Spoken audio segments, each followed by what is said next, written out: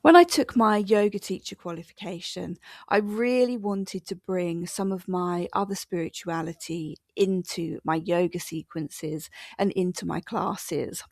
What I wanted to do was to work with the body in terms of using yoga, using the asanas, using the body to invoke specific energies and to work in specific ways. So I really wanted to look at the things that I'd learned in Wicca and Witchcraft and bring them into the yoga. So in Wicca, we have sometimes we work with the chakras, but we always work with the elements. Now, I've had a bit of a weird thing with elements through a lot of my practice. Often I don't see the point in them. So I wouldn't necessarily want to invoke elements into every circle, for example. And I think part of that was not really worrying too much about being balanced. So it didn't bother me if I was very kind of water focused that day, or if my energy felt kind of not grounded or not balanced. And through doing healing work, through doing trauma work, and through doing yoga, I've learned more to really work with embodiment and to really appreciate that sense of balance. But when I was trying to use the elements and the chakras together, I found that it just didn't fit.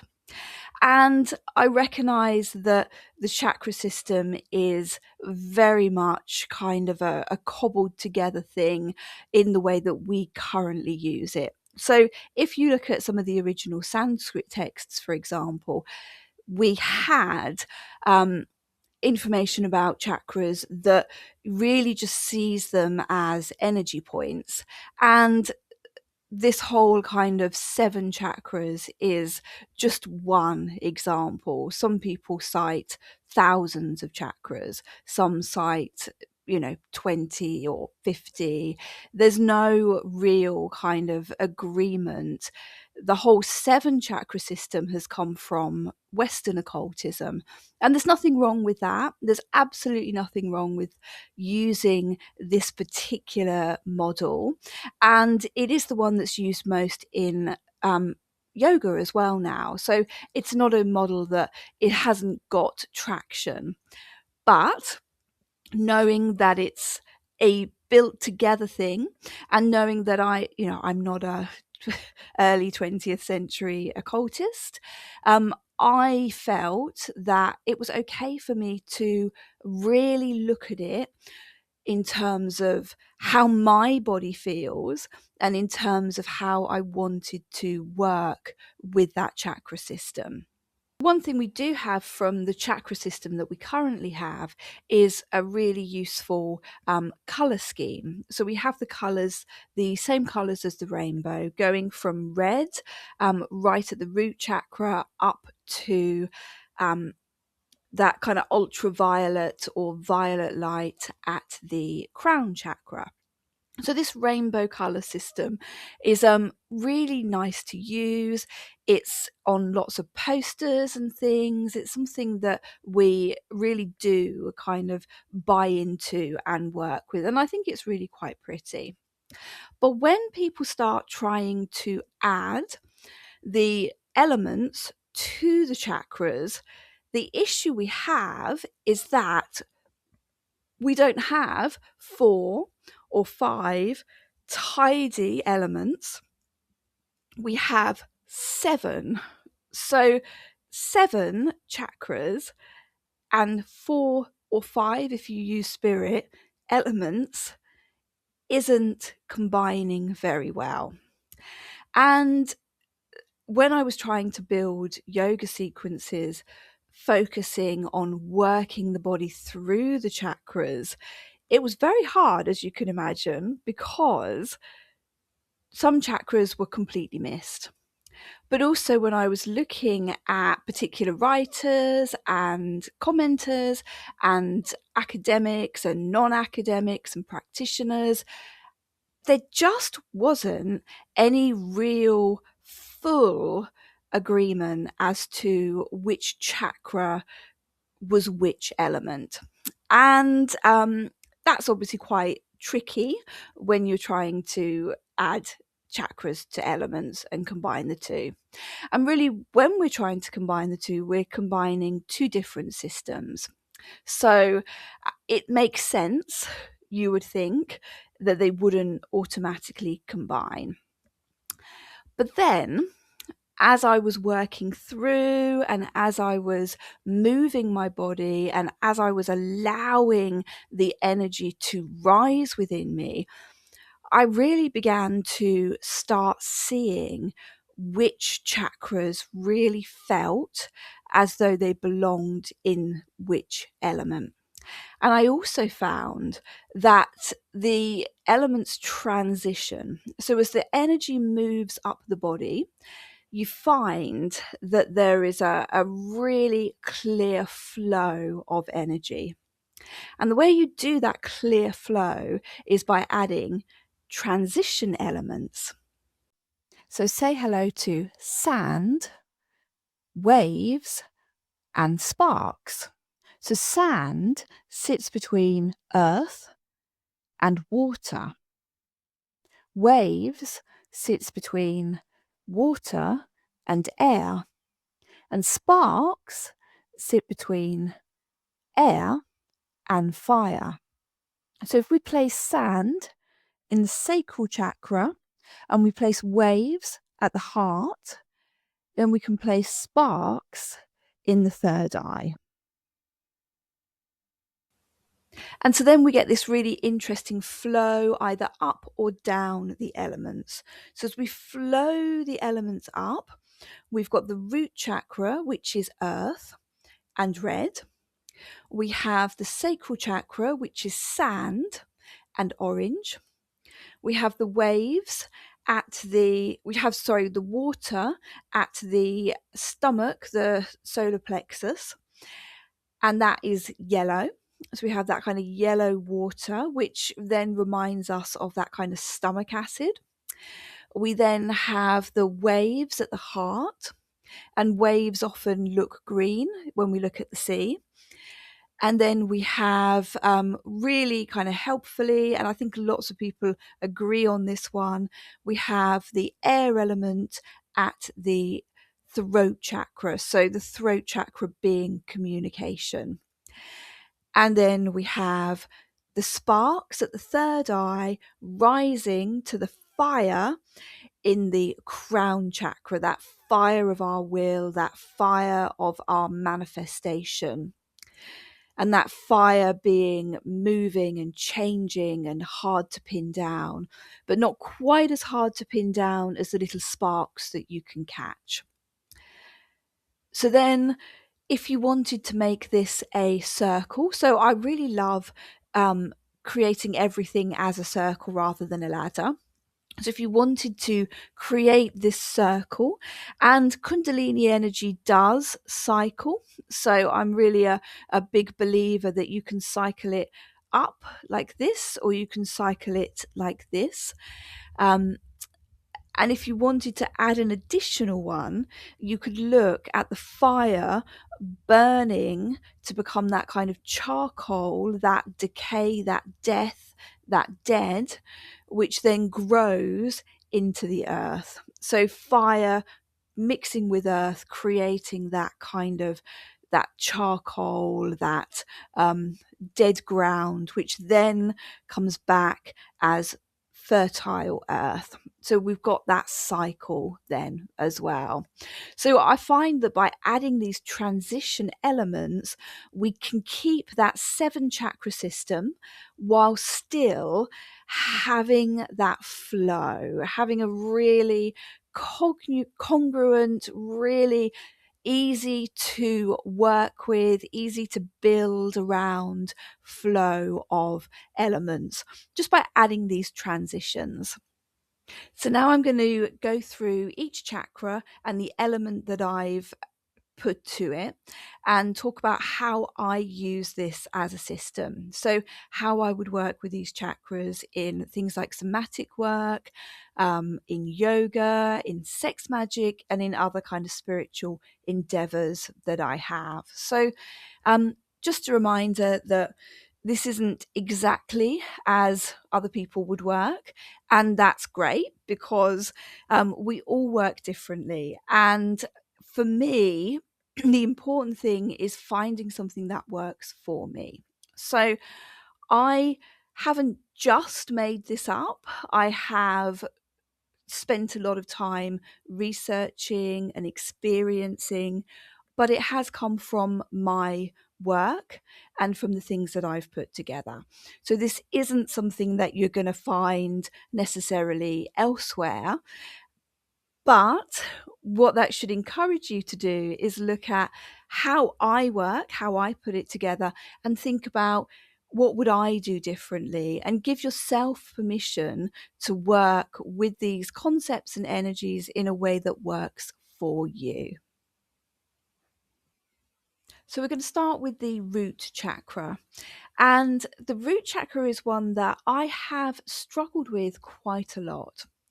And I think part of the reason that I've struggled with the root chakra is because it always feels like it's in the wrong place.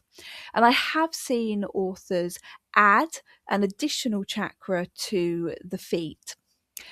And for me, I really do feel that the root chakra should be at the place where our body meets the ground, where our stability comes from. And I think maybe part of the reason I have problems with the root chakra being the perineum is that I really feel that for me, my hips are my stability. So when I sit on the floor and I sit cross-legged, my hips are forming the basis of my spine. And really, when I stand, my hips are what supports me. So having the root chakra being connected to the hips, to the stability, to that part of the pelvis and the skeleton is where I feel it fits the most. But you could also argue that the sacral chakra takes a root in that area as well. So it's a bit of a confusing thing. I also really feel that the root chakra should stretch to the legs and the feet and should create that stability. So when I'm working with hypnosis, for example, I'm a hypnotherapist as well. When I'm working with hypnosis and I want to relax people, I will focus on the root chakra. And when we're releasing the tension from the root chakra, I will ask people to relax their feet and their legs as well. And most people will be sitting down. So when they're sitting, those parts of the body all sort of work together to create that foundation. So the root chakra for me really is that solidity. For me, it represents embodiment. It represents the ability to really feel that connection. It is what connects us to our bodies. It's how we feel physically, and it allows us to be grounded. So, the first thing that I do when I want to do any work is I really work on my groundedness. I really work on my connection to earth, to that solid base. And that solid base can give us energy. We can gain that energy from the earth. That's our fuel. So that root chakra being really important. And when I see it as red, I tend to think of it as being that red ochre earth, that kind of browner burgundy red rather than a bright red. The bright red doesn't seem to fit for me in terms of that that root energy. But as I say, obviously, this is also your work. So when you're working with the elements and you're working with the chakras, see how they work for you.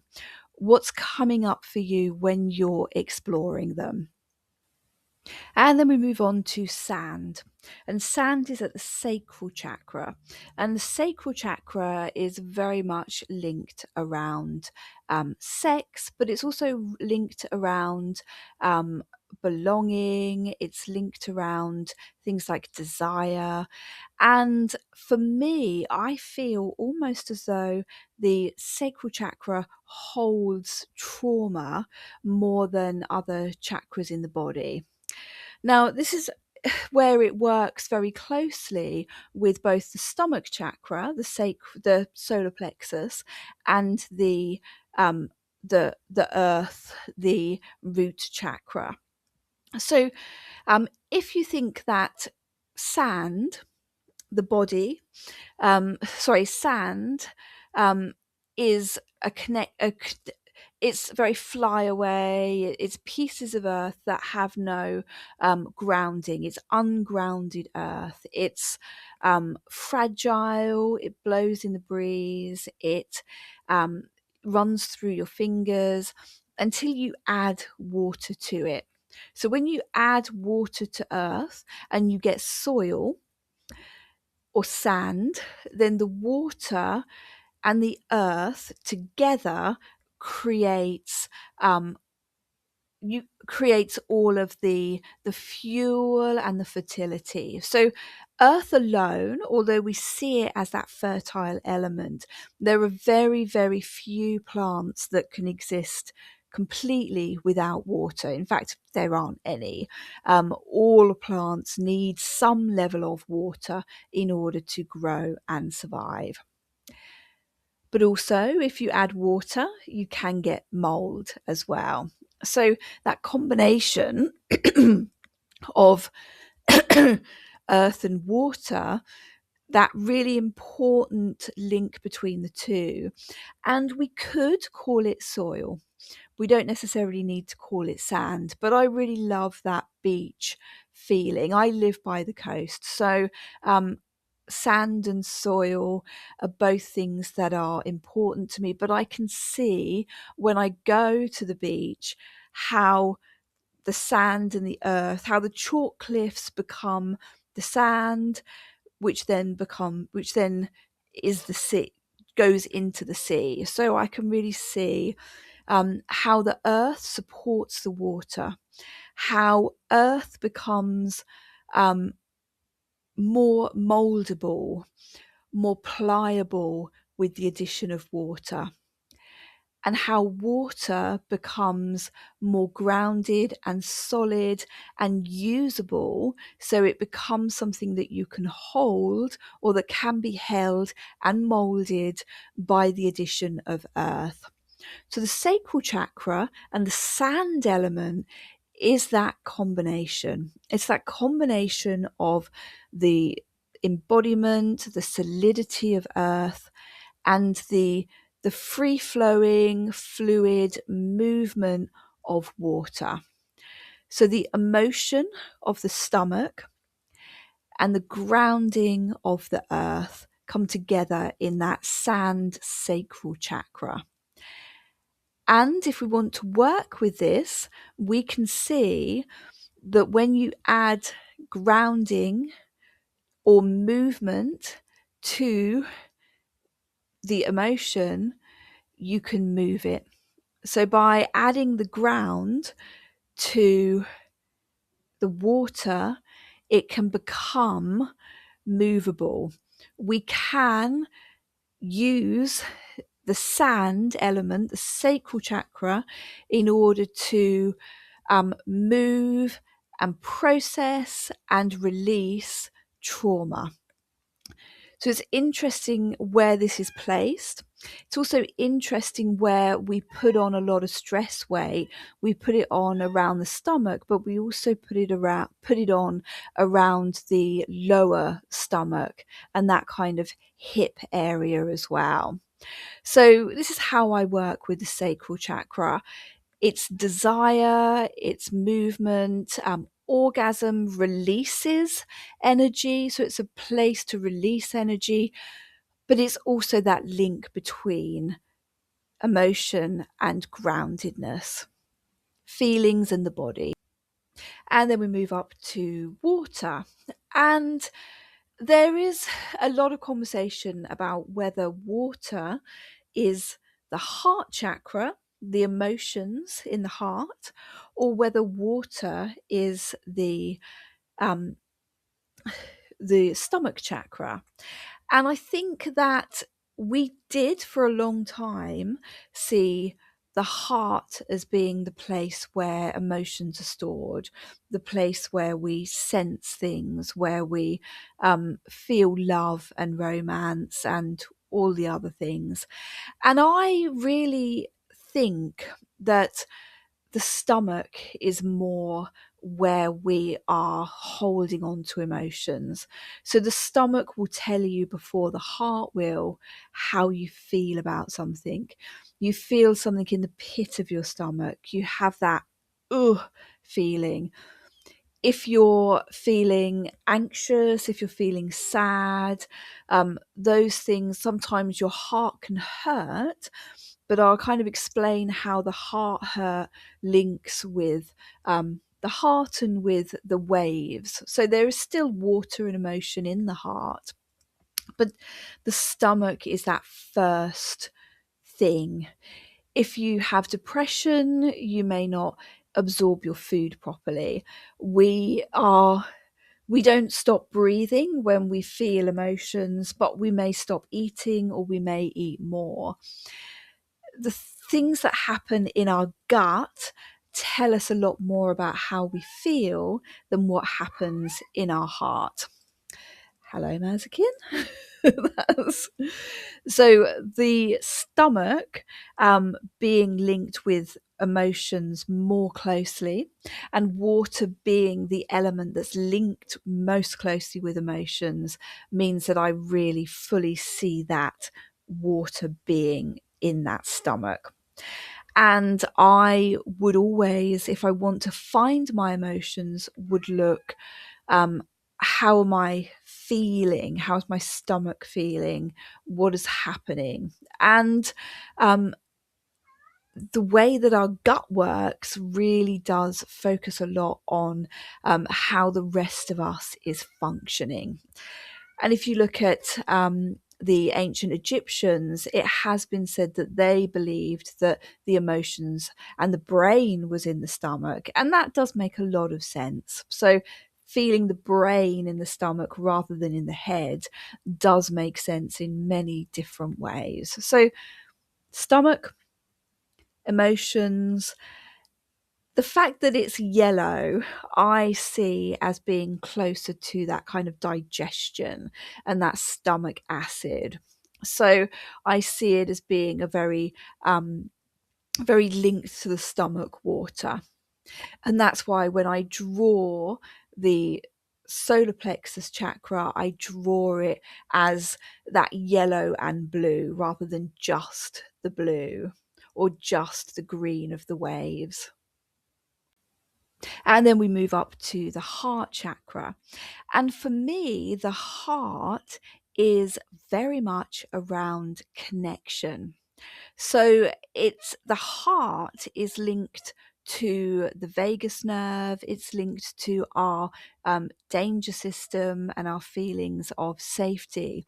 And our feelings of safety have evolved to mean that we feel safer being part of a community and being with people. So the heart chakra, I really feel, is connected to our attachment and our connection.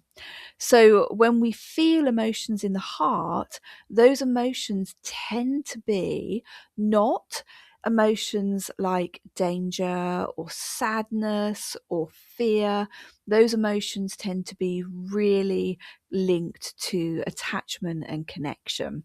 So we can feel grief in the heart. Our heart can really hurt.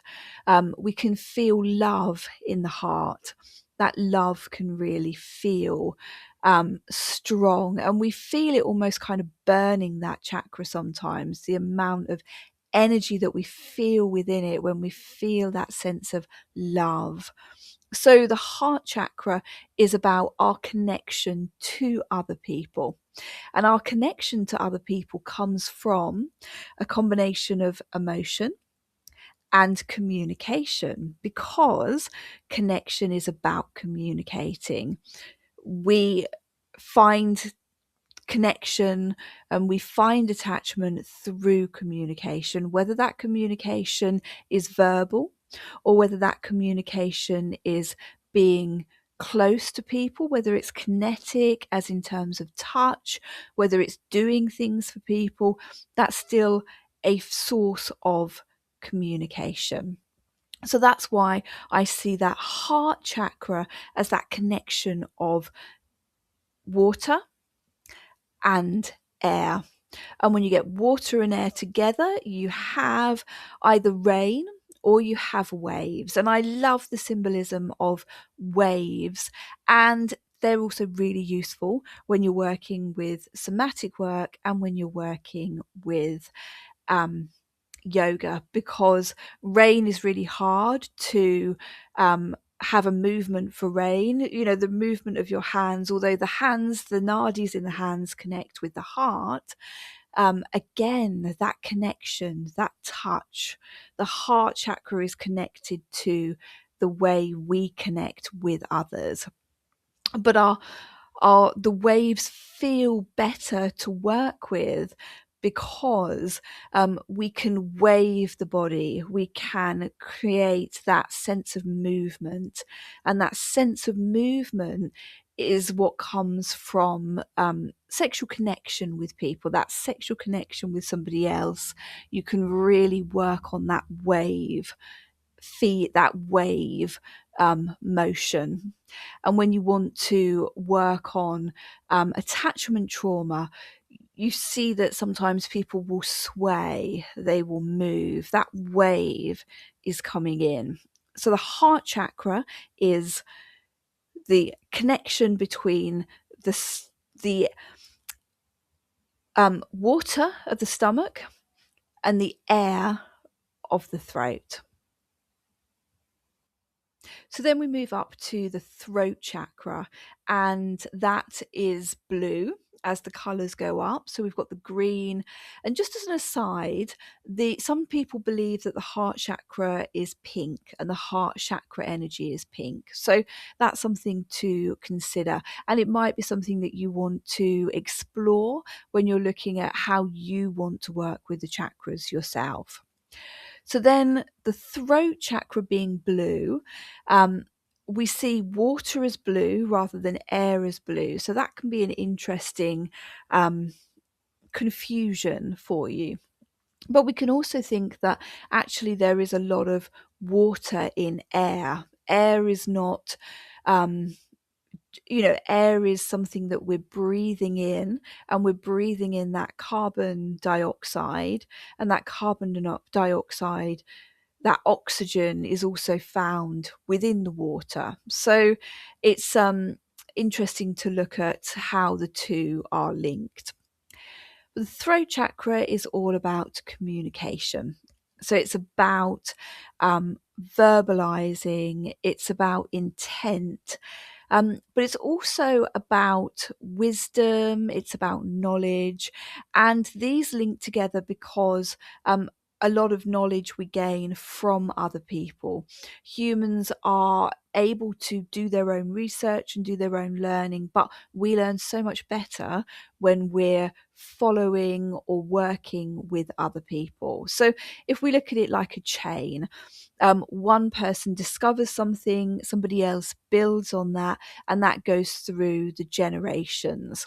So I see the air chakra, the throat chakra, as also being a link back to the ancestors as well. So although we can see the ancestors in the root chakra and see it as our land, for me, particularly as a descendant of people who emigrated, who found their way across seas. The land that they had wasn't necessarily the land that their ancestors grew up on.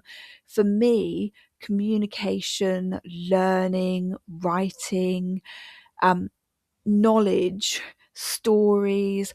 This is a closer link to my ancestors, and to allow my ancestors to link back to their ancestors, because I don't live in the place where my ancestors were born, and my ancestors also didn't. So for me, the stories, the knowledge, the learning is what connects me to the past.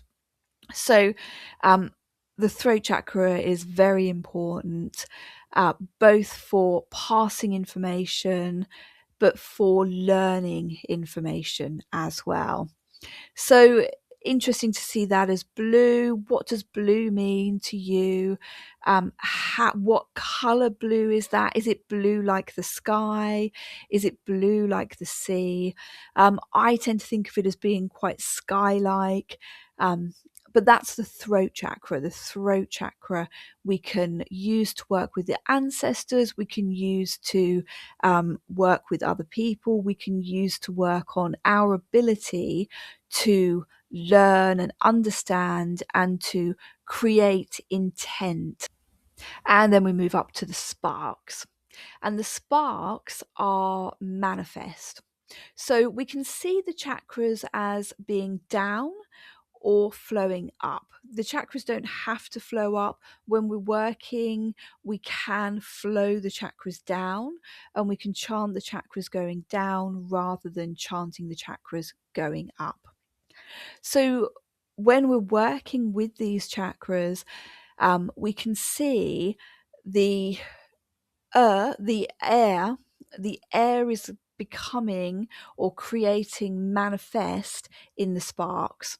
So if we see that absolute kind of spirit, we see that absolute kind of fire as being not easy to pin down, as being fluid, very much like the water. The air grounds and fixes that fire. And as it does so, it creates sparks. And those sparks can fly further than the fire can. The fire, as it travels, fully consumes itself and consumes everything else. So fire, that rawness of spiritual energy, that rawness of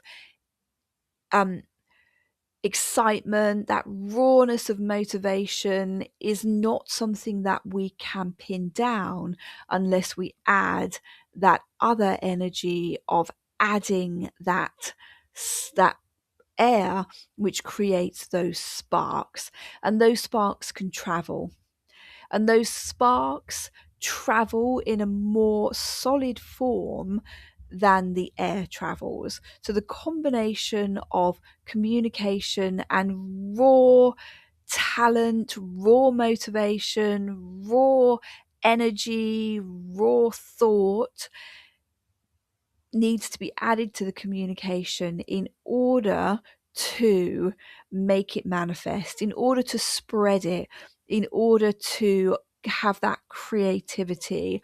That creativity needs to be communicated. So we see the sparks as creativity, as art, as excitement, as that talking to one person to another, as inspiration. Those sparks are such an important thing to work with, and that links really closely with the third eye. It links with that ability to make manifest. It links with that ability to connect with the enormity of deity, but to make it something that we can interact with. So that third eye, that sparks. The third eye is also around the area of the body, which is the frontal cortex, that front part of the brain.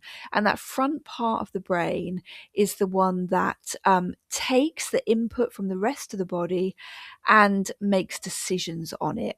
So we're making decisions in that part of the brain. We're taking the input from everything else. We're taking everything that we've learned as the energy flows up the body, and we're making it into something that we can pass back out to the body again. So that's the role of the third eye. And I think that links really well with sparks. Similarly, when we're bringing our energy down and into the body, the sparks are when it starts becoming manifest. It starts becoming something that we can pass to somebody else. And then we have fire. And I've placed fire in the crown chakra rather than the third eye, because I do feel that crown, that fire is the untouchable, that fire is the untrappable. And human beings have one of the few animals that can interact with fire. And then that fire becomes manifest at the third eye with the ability to communicate, with the ability to learn. So that fire, we instinctively know because of evolution how to work with fire, but it's really a lot of what we do with fire and how we use fire comes from what we've learned from working together, from working as a community, and from learning from what our ancestors taught us. So fire creates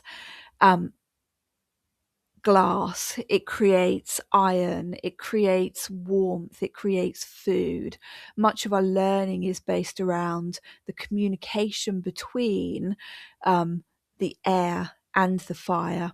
But the fire itself, that deity, that potential, that strength, that feeling, that energy, that kind of soul, spirit energy, it works for it to live above the head. And when we work with that fire energy, we can work with dissociation. We can work with creating dissociation by bringing that energy up into the crown chakra and then allowing ourselves to be out of body, to be into that kind of spiritual realm. But we can also work with dissociation the other way around. And we can work with the crown chakra to bring our energy back down through the body into the root chakra. So we can use the crown chakra to help us come back from dissociation as much as we can use it to help us dissociate. So working with that crown chakra is a really important piece of work that we do. It also allows us to take that pure potential, that pure inspiration, that pureness, and manifest it. So if we have an idea, if we have a thing that we want to communicate, if we have something we want to manifest, working down through the crown chakra, bringing it down through our body to then release it at the root chakra or at the sacral chakra is a really good way of taking those ideas, taking those goals, those aspirations, and then allowing them to manifest. So this is how I use transition elements in order to make the chakra system make a little bit more sense. So when you hear me talking about sand or waves or sparks, this is what I mean, and this is why I've put them together in the way that I have. So this isn't a system that you need to use. This isn't a system that if you want to follow some of my work, you have to bring into place. It's simply just an explanation of how I put these things together and how I work in this way. So yeah, it doesn't have to be something that you work with. And you might find that there are other transition elements, or you may see the elements linking together in another way. So it might be useful to you, it might not, but it explains a little bit about some of the other things that I talk about and some of the ways that I work, particularly when it comes to embodiment, somatic work, and how I put together some of my hypnotherapy scripts. And again, last scene of the video is the all about me to please Google. So I don't add it at the beginning because I think sometimes it's not something that you necessarily want to know, or if you follow my work, you kind of know these things already. But Google loves a credentials part of the video. So yeah, I'm Katie Gerrard. I am a hypnotherapist. I'm a witch. I have been a Wiccan for 26 years now. I also have written books on runes and seath. I have run my own magical groups, online versions and in-person covens.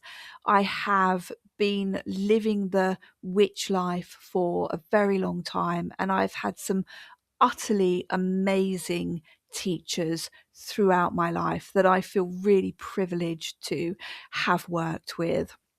So I'm very lucky in my witch work, and this is why I'm so passionate about passing it on to others. I'm also a graduate psychologist. I have a master's degree in psychology, and I am a graduate member of the BPS, the British Psychological Society. I'm also a counsellor. And this means that I work as an integrative therapist in many ways. So I'm a hypnotherapist and a counsellor. I'm a member of the General Hypnotherapy Register, and I'm a member of the BACP, which is the British Association for Counselling and Psychotherapy. And a lot of these legal places, like the BACP, you'll find me under my legal name, Catherine Howard, which I haven't used for the best part of 20 years. So most people will know me as Katie Gerrard, but I have to obviously let you know, if you want to find my profile in any of these places, you'll need to look under Catherine Howard. So this is me. This is who I am and what I do.